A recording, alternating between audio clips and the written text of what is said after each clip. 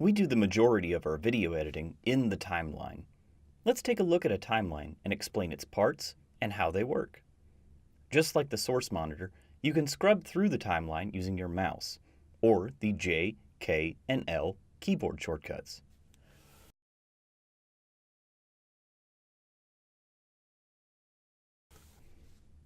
You'll notice that the timeline is made up of one or more audio and video tracks.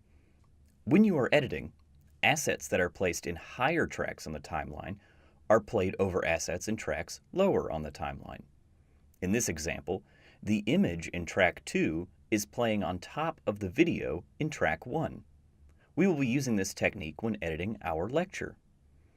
You can add and delete tracks by right-clicking where the tracks are named, V1, V2, and so on, and clicking the option you require.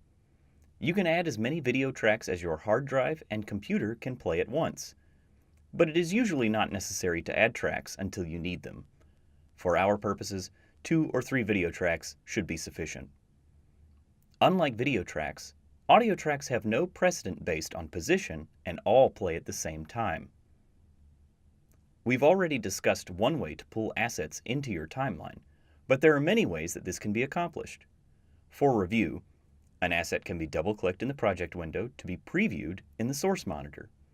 You can then set in and out points and drag that footage into the timeline. If you would like to drag just the video or audio, click and drag the Drag Video Only and Drag Audio Only buttons to your timeline.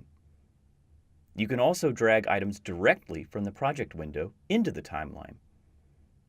Be aware, if you have already set in and out points, then footage dragged from the project window will act accordingly. Dragging footage without in and out points will place the entire length of the clip in the timeline.